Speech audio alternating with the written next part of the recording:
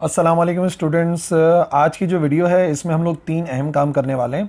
सबसे पहले तो हम लोग डिफ़ाइन करेंगे सिंपल पेंडुलम को कि सिंपल पेंडुलम क्या है और उसके पीछे क्या शराइत हैं। दूसरा जो हमारा काम होगा वो ये होगा कि हम साबित करेंगे कि एक सिंपल पेंडुलम का जो मोशन है वो सिंपल हार्मोनिक मोशन है। और फिर इन दी एंड फॉर्मूला ड्राइव करेंगे for time period of simple pendulum. तो स्टार्ट करते हैं सबसे पहले सिंपल पेंडुलम को समझने से। देखो, सिंपल पेंडुलम के लिए चार शराइत हैं, जिसमें से पहली शर्त यह है कि सिंपल पेंडुलम के लिए एक पॉइंटेड मास होना चाहिए। पॉइंटेड मास का मतलब चाहे वो हैवी ही क्यों ना हो, बस उसका मास ना एक करीब करीब होना चाहिए, दूर दूर नहीं होना चाहिए, मतलब फैला हुआ ना हो। जैसे पेपर है, पेपर होता तो हल्का है लेकिन उसका मास जो है वो दूर दूर फैला हुआ है। तो अगर मैं उसको क्रम्बल करके बहुत छोटा सा कोई बॉल टाइप चीज़ बना लूँ तो उसको हम कह सकते हैं कि वो पॉइंटेड मास है। तो पॉइंटेड मास हैवी होना चाहिए, ठीक है, लेकिन वो फैला हुआ ना हो। जितना कम फैला हुआ होगा उतना बेहतर सिंपल पेंडुलम बन पाएगा। जैसे कि ये फॉर एग्जांपल एक स्फीयर हो सकता है, कोई बॉब हो सकता है, मेटल स्फीयर। तो ये पॉइंटेड मास हो गया। दूसरे नंबर पर हमें चाहिए एक इन एक्सटेंसिबल स्ट्रिंग। इन एक्सटेंसिबल स्ट्रिंग से मुराद ये कि एक ऐसी रस्सी जो खींचे नहीं। एक ऐसी स्ट्रिंग है जो इन एक्सटेंसिबल है, यानी कि जब उसके ऊपर लोड डाला जाएगा तो वो खिंचेगी नहीं, उसकी लंबाई सेम रहेगी। ठीक है ना, ये मेरे वर्ड जो है आप याद रखिएगा। इन एक्सटेंसिबल स्ट्रिंग है यानी कि उसकी लंबाई चेंज नहीं होगी अगर उसके ऊपर लोड डाला जाए। जैसे मिसाल के तौर पे ये एक रस्सी आ गई, ये एक इन एक्सटेंसिबल स्ट्रिंग है, जो भी इसकी लंबाई है वो सेम ही रहेगी। उसको हम एल से शो करेंगे आगे चल के। तीसरे नंबर पर एक रिजिड सपोर्ट होनी चाहिए, एक मजबूत सहारा होना चाहिए जहां से इस पेंडुलम को हम लटकाएं। आमतौर पे इसके प्रैक्टिकल के अंदर ही बच्चे मिस्टेक कर देते हैं, क्योंकि ऐसे पिन से लगा देते हैं, हल्की सी कि वो पिन ही मूव करने लगती है, तो कहते हैं कि आंसर सही नहीं आ रहा। बात यह है कि आपका पेंडुलम सिंपल पेंडुलम ही नहीं है, तो आंसर कैसे सही आएगा। सिंपल पेंडुलम की शराइत में से एक शर्त यह है कि जो सपोर्ट होनी चाहिए जहाँ से इसको लटकाना है वो रिजिड होनी चाहिए। फॉर एग्जाम्पल ये एक रिजिड सपोर्ट आ गई। और इन दी एंड अगर आप साबित करना चाहते हैं कि सिंपल पेंडुलम का मोशन सिंपल हार्मोनिक मोशन है, तो हमें इस सिस्टम को स्मॉल डिस्प्लेसमेंट देना होगा। यानी कि अगर मैं यहाँ से इस पेंडुलम को मूव कराता हूँ तो जो एंगल बनेगा, ये जो एंगल है ये एंगल छोटा होना चाहिए। जो भी एंगुलर डिस्प्लेसमेंट है, ये यहाँ से आप लीनियर डिस्प्लेसमेंट देख लो, ये छोटी होनी चाहिए। ये एंगल जितना छोटा होगा उतना ही हमारा पेंडुलम सिंपल हार्मोनिक मोशन कर सकता है, मतलब कि वो सिंपल पेंडुलम बन सकता है। ठीक है, और फिर अगर यहाँ से इसको रिलीज़ करें, यहाँ से मैं छोड़ दूँ इस पेंडुलम को, तो आप देखेंगे ये पेंडुलम जो है वो मोशन करेगा ड्यू टू ग्रेविटी। थोड़ा स्लो कर रहा हूँ ताकि आपको नज़र आए पूरी सिचुएशन क्या हो रही है।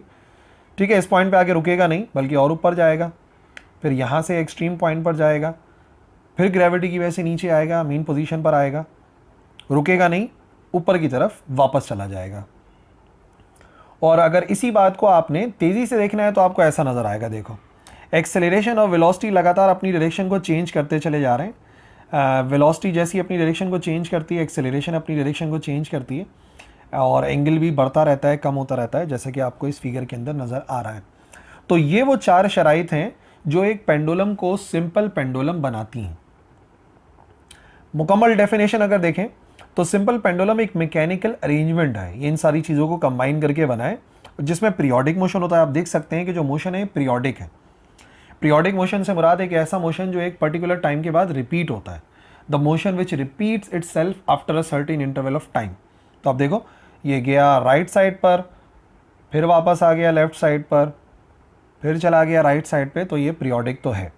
ठीक है, अच्छा, सिंपल पेंडुलम के अंदर क्या क्या है। सबसे पहले तो एक स्मॉल बॉब है जिसका मास फॉर एग्जांपल हम एम से शो करेंगे, और उसको हमने सस्पेंड करा है एक थिन स्ट्रिंग से। एक पतली सी रस्सी है, इन एक्सटेंसिबल स्ट्रिंग, और सिक्योर्ड एक प्लेटफॉर्म है अपर एंड जो है यहाँ पर, और जो लेंथ है उसको हम एल से शो करेंगे। जो रस्सी की लंबाई है जिससे पेंडुलम को हमने लटकाया है उसको जाहिर किया जाता है एल से। ठीक है जी, तो पेंडुलम में ये बड़ी अहम बात है जो आपने समझनी है। पेंडुलम की खास बात यह है कि अगर फॉर एग्जांपल ऐसे, तो पॉइंट ऑफ सस्पेंशन भी आपको नज़र आ रहा है, रिजिड सपोर्ट भी नज़र आ रही है।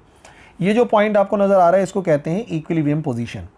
और ये जो दोनों पॉइंट नज़र आ रहे हैं, लेट से मैं इसको कह देता हूँ, ये हो गया पॉइंट ओ, ये हो गया पॉइंट ए, और ये हो गया पॉइंट बी। तो यहाँ पर जो पॉइंट ओ है उसको तो हमने नाम दे दिया, ये कौन सा पॉइंट है, ये है इक्विलिब्रियम पॉइंट। और इसको दूसरे लफ्ज़ों में हम कह सकते हैं मीन पॉइंट, या हम इसको कहते हैं मीन पोजीशन।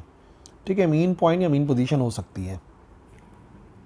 जबकि ये जो पॉइंट ए और पॉइंट बी नज़र आ रहा है ना, पॉइंट ए को भी और पॉइंट बी को भी, ये कहलाते हैं एक्सट्रीम पॉइंट्स, या इनको हम कह सकते हैं ये है एक्सट्रीम पोजीशंस।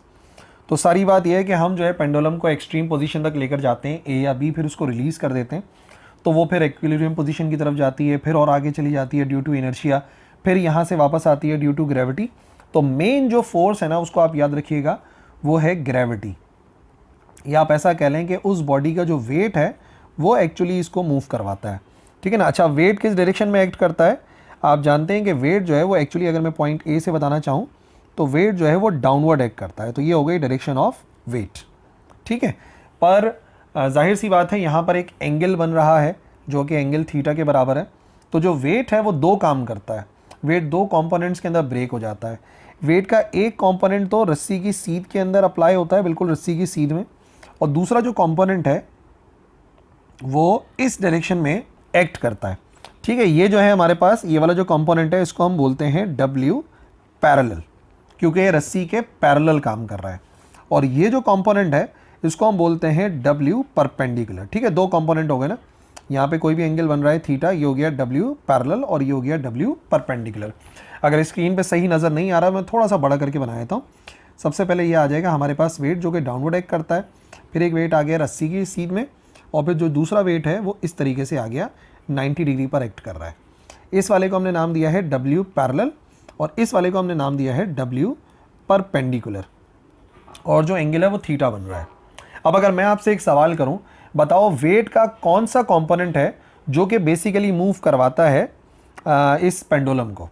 वेट का कौन सा कंपोनेंट है, यानी कि वेट तो मूव करवा ही रहा है, लेकिन वेट का परपेंडिकुलर कंपोनेंट मूव कराता है कि पैरेलल कंपोनेंट मूव कराता है? बताओ या सोचो, मैं आपको बताता हूँ। देखो, जो कंपोनेंट मूव कराता है वो एक्चुअली W परपेंडिकुलर कंपोनेंट है, क्योंकि अगर यहाँ से रिलीज करते हैं तो वो इस डायरेक्शन में मूव करता है, जो वेलोसिटी आती है वो इस डायरेक्शन के अंदर आती है। आप देख सकते हैं कि वेलोसिटी की ये डायरेक्शन लाने के लिए जो एक्चुअली काम करेगा वो कौन सा कंपोनेंट है, वो है W परपेंडिकुलर। और अगर आप समझ रहे हो कि W पैरेलल, तो याद रखो W पैरेलल जो है वो तो जो रस्सी के अंदर पाया जाने वाला टेंशन है उसी को बैलेंस कर देगा। W पैरेलल जो है वो बैलेंस हो जाएगा टेंशन से, तो एक्चुअल फोर्स जो रिस्पॉन्सिबल है मूव करवाने के लिए पेंडुलम को, वो है W परपेंडिकुलर, ठीक है भाई। तो अब इन दोनों फिगर्स की मदद से जो है ना हम स्टडी करेंगे मोशन ऑफ सिंपल पेंडुलम को, और साबित करेंगे कि जो मोशन ऑफ सिंपल पेंडुलम है वो सिंपल हार्मोनिक मोशन है, ठीक है जी। हम डिस्कस करने वाले हैं मोशन ऑफ सिंपल पेंडुलम को। अच्छा जी, सबसे पहले हमने क्या करा, सबसे पहले हमने वेट को रिजॉल्व करा उसके कंपोनेंट्स में। सबसे पहले हम रिजॉल्व कर रहे हैं, रिजॉल्विंग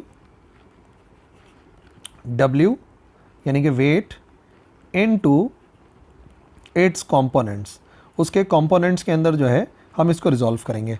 तो एक तो बन गया W पैरेलल और दूसरा बन गया W परपेंडिकुलर, ठीक है। अब कौन सी चीज़ के साथ साइन यूज़ होगा, किसके फॉर्मूले में कॉस आएगा, तो मैं आपको एक बड़ी सिंपल सी बात बता चुका हूँ, दोबारा से सुन लो अगर नहीं सुना किसी पिछली वीडियो के अंदर। थीटा के सामने वाली जो साइड होती है ना उसके लिए हमेशा साइन थीटा इस्तेमाल होता है, थीटा के सामने वाली साइड के लिए हमेशा साइन थीटा यूज़ होता है। अभी आपको W परपेंडिकुलर नज़र आ रहा है, तो W परपेंडिकुलर एक्चुअली बराबर होता है W साइन थीटा के। अलग से वो रेजोल्यूशन ऑफ वेक्टर करते रहो, बेहतर ये कि आप इसी तरह से याद रखो, थीटा के सामने वाली साइड के लिए साइन थीटा इस्तेमाल होता है, तो जो साइड बच गई इसका मतलब उसके साथ क्या इस्तेमाल होगा, कॉस थीटा इस्तेमाल होगा, ठीक है जी ना। अब कौन किसको बैलेंस कर रहा है, देखिए सबसे पहली बात यह है कि जो W पैरेलल है उसको तो टेंशन बैलेंस कर देगी, ठीक है ना, ये तो बैलेंस हो जाएगा।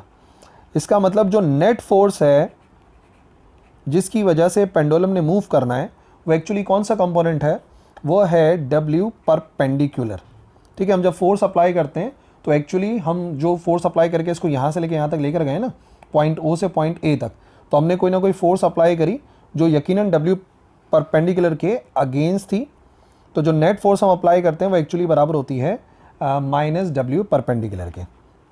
फोर्स को हम शो करते हैं F से, और W परपेंडिकुलर एक्चुअली किसके बराबर है, W परपेंडिकुलर बराबर है W साइन थीटा के। तो हम लिख सकते हैं कि F बराबर आ गया W साइन थीटा। ना दोनों के फॉर्मूले, F किसके बराबर होता है, F बराबर होता है ma के, और W किसके बराबर होता है, W बराबर होता है mg के। तो इसका मतलब क्या वैल्यू बनी हमारे पास, F की जगह पे लिखूंगा ma और यहाँ पर आ जाएगा माइनस का mg और साथ में वैल्यू आ जाएगी साइन थीटा, क्या क्या कैंसिल हो गया, m से m हो गया कैंसिल। अब मैं आपको एक बात बताऊं, अगर तो ये पॉइंटेड मास नहीं होता तो ये कैंसिलेशन ही पॉसिबल नहीं होती, क्योंकि हमारी अप्लाइड फोर्स डिफरेंट पॉइंट पर हो सकती थी as compare to the weight, क्योंकि वेट तो आपको पता है ना सेंटर से एक्ट करता है, वेट तो जो है वो सेंटर वाले पॉइंट से एक्ट करता है।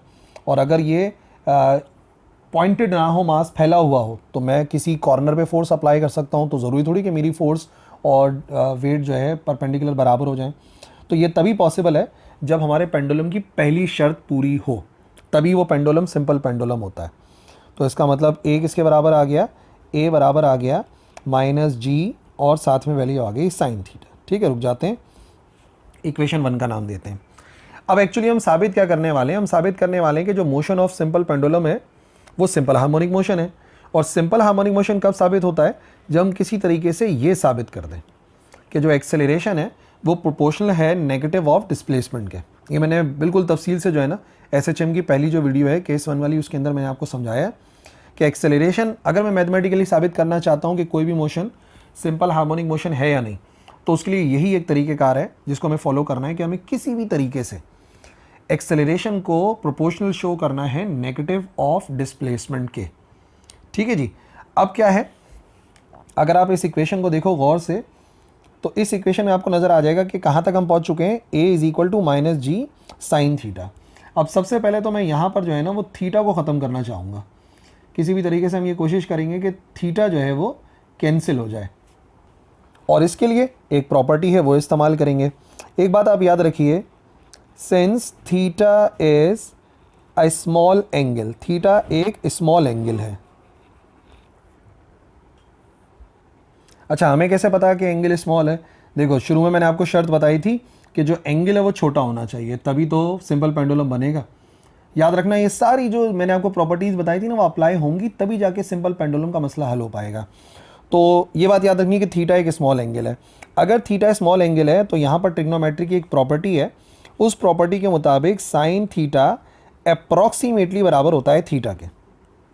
ठीक है, अगर एंगल छोटा होता है, और हाँ ज़रूरी यह है कि आप एंगल नापें रेडियन में। ठीक है, तो एंगल रेडियन में होगा, जो कि ऐसा यूनिट है हमारे पास एंगल का। तो साइन थीटा अप्रॉक्सीमेटली बराबर होता है थीटा के, मतलब कि जो एंगल होता है तकरीबन साइन थीटा का भी वही आंसर आता है। ठीक है, मैं काम करता हूँ, इस प्रॉपर्टी को समझा देता हूँ, थोड़ा सा टाइम लगेगा, लेकिन ये कि आपको रटना नहीं पड़ेगा, बल्कि आप इस प्रॉपर्टी को समझ ही जाओगे। कैलकुलेटर निकाल लो।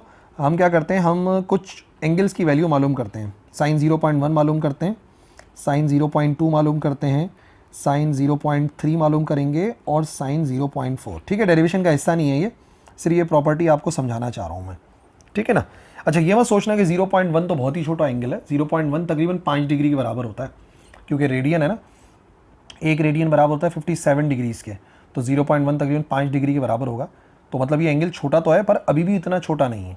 ठीक है, अब आप क्या करो, अब आप कैलकुलेटर निकालो, और उस कैलकुलेटर से हम कुछ कैलकुलेशन आपको बता रहे हैं, आप वो वाली कैलकुलेशन करो। ठीक है, तो कैलकुलेटर में लिखो, आप रेडियन में कन्वर्ट कर लो सबसे पहले तो, और फिर आप लिखो साइन 0.1। ठीक है, तो आप देखोगे साइन 0.1 का आंसर क्या आया, साइन 0.1 का आंसर आ गया 0.099।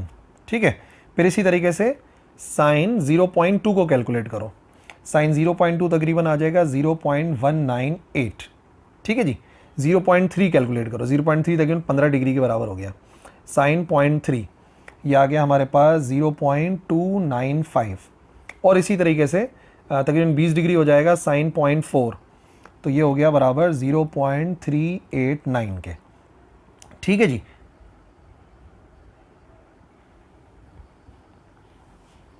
अब अगर आप देखो तो 0.99 को अगर राउंड ऑफ करें तो ये अप्रॉक्सीमेटली बराबर होता है 0.1 के। ठीक है ना, 0.198 को अगर राउंड ऑफ करें तो ये तकरीबन बराबर आ जाएगा 0.2 के। 0.295 को राउंड ऑफ करें तो 0.29 ही देख लो, अप्रॉक्सीमेटली 0.3 के बराबर है, और 0.38, अब देखो थोड़ा सा फ़र्क आ गया, यहाँ पे तो 99 चल रहा था, यहाँ पे 8 आ गया, लेकिन ये भी अगर आप राउंड ऑफ करोगे तो अप्रॉक्सीमेटली 4 के बराबर है, यानी 20 डिग्री तक तो आप देखो तकरीबन साइन थीटा का वही आंसर आता है जो थीटा की वैल्यू होती है। तो वही बात मैं समझाना चाह रहा था कि sine theta is approximately equal to theta होता है। ठीक है जी, बात समझ में आ गई ना। इस प्रॉपर्टी को याद कर लो, मेडिकल वाले बच्चे भी, इंजीनियरिंग वाले भी, कंप्यूटर साइंस वाले भी। तो मैंने बोला कि इंजीनियरिंग वाले तो फिर पढ़ लेते हैं, मेडिकल वालों को तो समझ में आए कि भाई ये प्रॉपर्टी करेक्ट है। तो भाई एंगल छोटा है, तो इक्वेशन 1 क्या बन सकती है? Equation 1 implies that, equation 1 value बनेगी ए is equal to minus g, और साइन थीटा की जगह पे हम लिख सकते हैं सिर्फ और सिर्फ थीटा। ठीक है, साइन खत्म हो गया क्योंकि साइन थीटा अप्रॉक्सीमेटली बराबर होता है थीटा के। नाउ रुक जाते हैं, इक्वेशन 2 का नाम देते हैं। साबित करने के लिए थीटा को हटाओ, किसी तरीके से एक्स को लेकर आओ। तो एक फॉर्मूला हम जानते हैं, यूनिट 4 में पढ़ा था हमने, relation between linear and angular displacement. S बराबर होता है आर थीटा के, ठीक है ना, एस बराबर होता है आर थीटा के। तो हमारे इस केस के अंदर क्या बनेगा? हमारे इस केस के अंदर इसकी वैल्यू बनेगी एस, जो डिस्प्लेसमेंट है, यहाँ से लेके यहाँ तक का जो डिस्प्लेसमेंट है, इसको नाम दे देते हैं, इधर से लेके इधर तक ना, यहाँ से लेके यहाँ तक का डिस्प्लेसमेंट है, इसको एक्स का नाम देंगे। ये वाला जो एंगल है वो थीटा है और जो डिस्प्लेसमेंट है वो एक्स है, चाहे इस तरफ देख लो या इस तरफ। तो एस की जगह पे तो मैं लिख दूंगा एक्स, थीटा की जगह पे लिख दूंगा थीटा। अब आप नोट करो कि अगर इस पेंडुलम को पूरा सर्कुलर पाथ में मूव कराएं, अगर इस पेंडुलम को पूरा ऐसे करके गोल घुमा दें, तो उस सर्किल का रेडियस कितना होगा? ठीक है, अगर इस पेंडुलम को पूरा ऐसे करके गोल घुमा दें सर्कुलर पाथ में, तो ये जो है ना, इस पेंडुलम की जो लंबाई है, दरअसल वही इसका रेडियस बनेगा अगर ये पूरा गोल घूमेगा। ठीक है ना, कोई भी स्टिक है, अब उसकी एक साइड से पकड़ो, बिल्कुल एक कॉर्नर से, और दूसरे कॉर्नर से गोल घुमा के अगर एक सर्कल बनाओगे ना, तो उस सर्किल का रेडियस बराबर होगा उस स्टिक की पूरी लेंथ के। तो इसका मतलब रेडियस बराबर होगा लेंथ ऑफ पेंडुलम के। यहाँ से थीटा की वैल्यू को अलग करो ताकि यहाँ पे पुट करें, तो अगर थीटा को अलग करते हैं तो थीटा बराबर आ जाएगा x/L के। तो इस वैल्यू को पुट करते हैं इक्वेशन 2 में। ठीक है, इक्वेशन 2 में पुट करते हैं, तो equation 2 implies that a is equal to minus g, और थीटा की जगह पर आ जाएगा x/L, जिसको आप थोड़ा सा अगर रीअरेंज करो तो हम लिख सकते हैं a is equal to minus g/L, और साथ में आ गया x। क्यों अलग किया मैंने? क्योंकि जो साबित करना था उसके लिए राइट साइड पर x की ज़रूरत है। अब ये चेक करना है क्या g और l कांस्टेंट है। सिंस g जो कि एक्सेलरेशन ड्यू टू ग्रेविटी होता है वो तो कांस्टेंट होता है, क्या l कांस्टेंट है? क्या पेंडुलम की लंबाई कांस्टेंट है? ये जो रस्सी है इसकी लंबाई क्या हमेशा सेम रहेगी? कहीं ऐसा तो नहीं हम वेट डालें तो रस्सी खिंच जाए? नहीं, रस्सी नहीं खिंच सकती। क्यों नहीं खिंच सकती? क्योंकि हम जानते हैं कि सिंपल पेंडुलम के लिए जो रस्सी है वो कैसी होनी चाहिए? इनएक्सटेंसिबल। तो इसका मतलब क्या हुआ? इसका मतलब ये हुआ कि g और l दोनों के दोनों क्या हैं? दोनों के दोनों कांस्टेंट हैं। और अगर दोनों के दोनों कांस्टेंट हैं तो इसका मतलब दोनों की जगह पे एक ही बार लिख सकते हैं, a is equal to minus, यहाँ पे लिखते हैं कांस्टेंट और साथ में आ जाएगा x।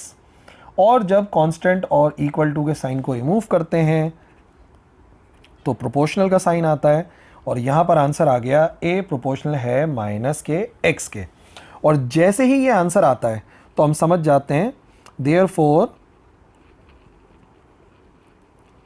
Motion of simple pendulum is simple harmonic motion.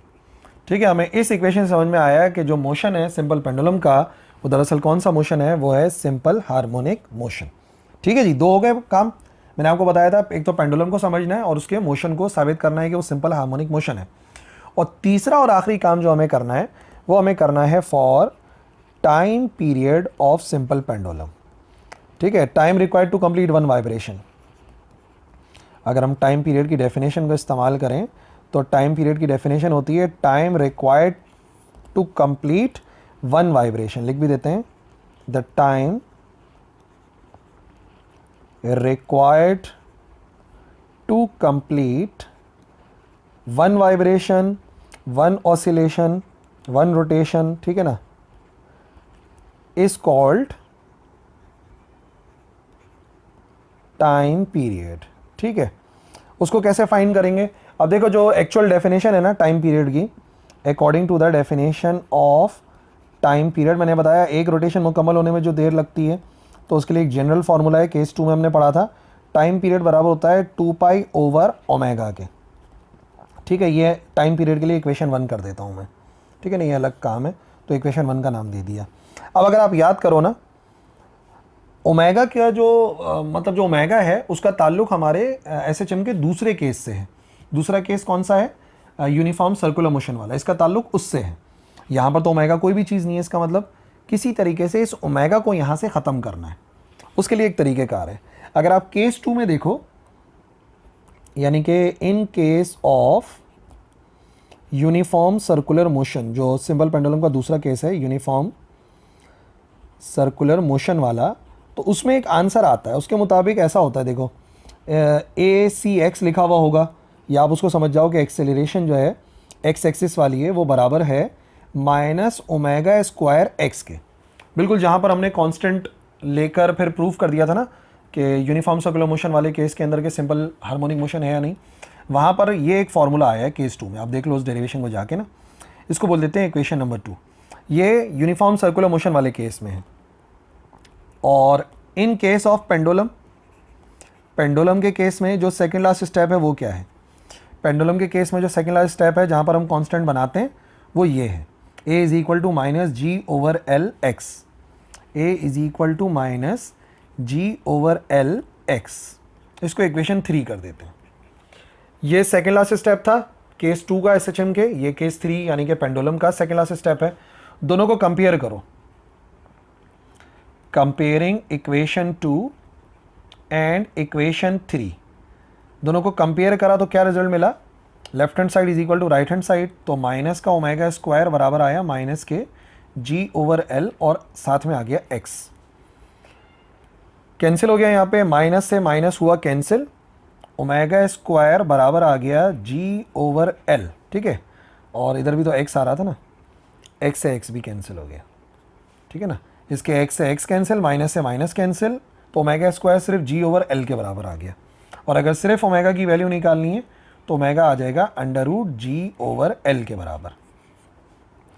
Finally omega की वैल्यू आई, तो इसको इक्वेशन 1 में रखते हैं ताकि टाइम पीरियड बन जाए सिंपल पेंडुलम का।